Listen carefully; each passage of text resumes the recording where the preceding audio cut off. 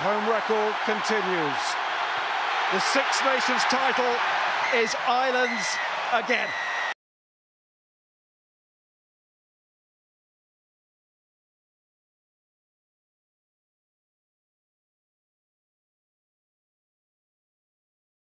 Hi everyone, welcome to another one.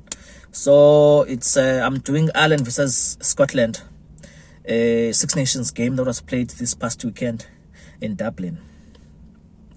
So at the start, I think this game was for me it was not what I really thought it would be. I thought Ireland were going to dominate this game. I thought Scotland were really going to suffer in this game.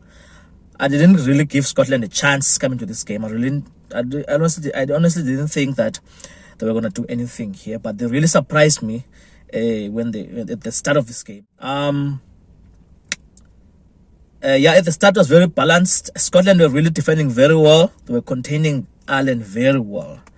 The first try from Ireland was scored I think it was scored by Dan Sheehan from a very mistake from Scotland, a line-out mistake that they made close to their try line. Defence got across.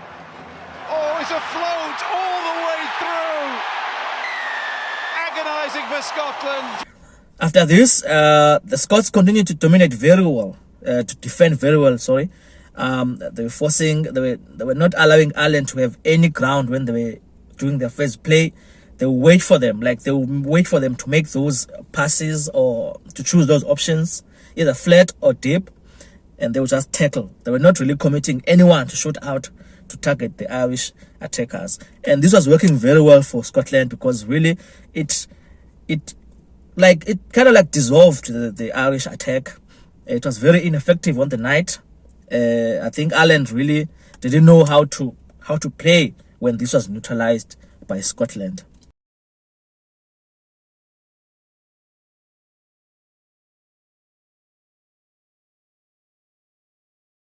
To this point, the Ireland score was rather given away.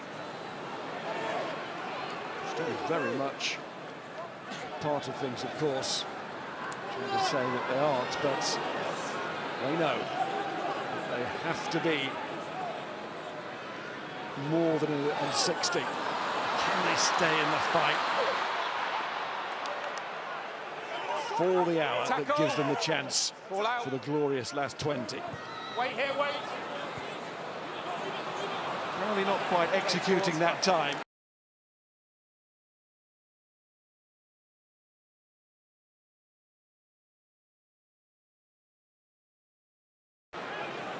Almost had too much time there. He's in 5 minds.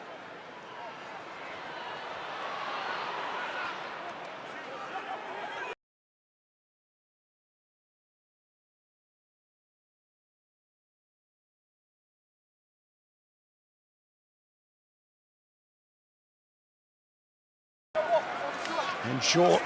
Tackle, let him go! You can see what Steyn, the winger, is trying to do as part of the tackle. He's also using an arm to try and rip the ball away. That's really good counter-rucking from Scotland. Pass the ball. Play on, that's a knock-on in the tackle. So in this defense, they were forcing Ireland to make those error kicks, because if you go 2 phases and then there's no progress, you are forced to make a grabber kick, or you are forced to make an overhead kick, which in this case for Ireland were very inaccurate in most cases. On the other hand, when Scotland were attacking, they were really attacking Ireland on the 15-meter channels, on the wide areas. Whenever Scotland got the ball in the middle, they would quickly spread it to the wings. That's why they were really exploiting Ireland, and they were doing it very effectively. It was working for Scotland. White to Russell. There's McDowell, and he's through the tackle. That's his strength. And it's been called forward. So I would say by half time, the score was really 7-6. Ireland were leading.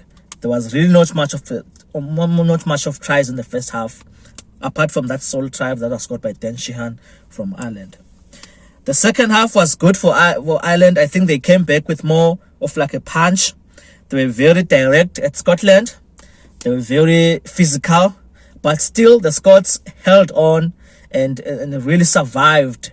I think Ireland tried for about 3 times where they nearly scored, but the Scottish defence was really holding them. Especially when we were close to the try line, they were really defending very well, Scotland. It was really impressive. They were all holding their lines.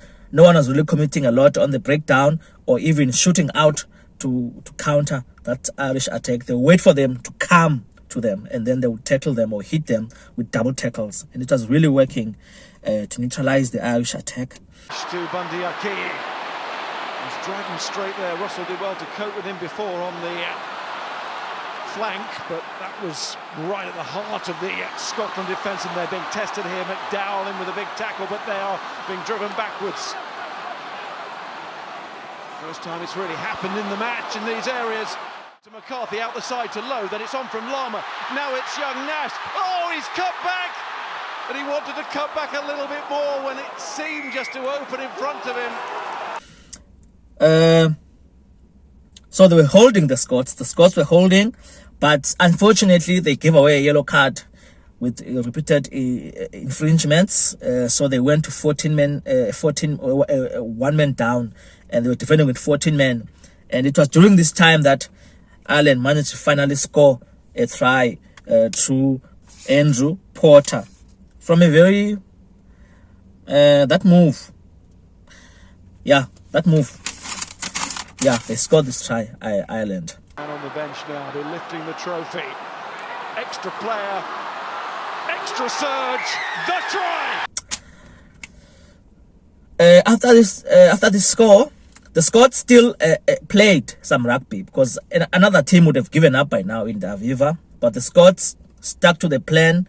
They defended still. They were very playing with passion and heart, and played to the end really, and scored this try through Hugh Jones, which brought the game now back to its life, and they nearly ran Scotland close there towards the end, but they nearly ran Ireland close towards the end, but the home side held on to this lead and to win this game 17-13. Having failed to score one all afternoon, Hugh Jones, if he steps one more player, he will score one of the tries. This was a very good game of rugby. I think Scotland came with a very good plan here. The plan nearly paid off, but unfortunately that yellow card they got really hit them to concede that try through Andrew Porter. The Scottish pack, I think they really played well. Scottish pack from 1 to 8. They were physical. They were tackling well. They were competing when they had to compete on the ground. They were staying off the ground when they had to stay off the ground. So they were really doing well. The Scottish attack also was good. I think when they would spread the ball intentionally to the wings, and they would exploit Ireland on the wide areas where they would find space there. So it was really good for them. I think it really nearly paid off. Gibson Park for Ireland, I think he played well. He was brilliant, especially when he was running. It's more like someone who's gonna when he was running behind the Scottish attack to intercept those Scottish support play passes. So he was really busy, Gibson Park, in this game. He really played well for Ireland. I think he was one of the guys who really played well, and he was man of the match, I think, in this game. So I think for Ireland going forward, they need to really add things to their play, because I think in this game they were neutralized easily by Scotland.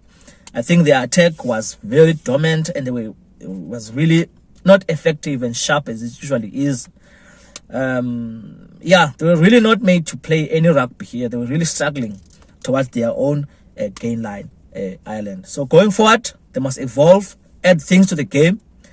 Make it more different, make it different, add something to the game. So it will work, I think, if they do that going forward. Thank you so much, guys. Enjoy your evening.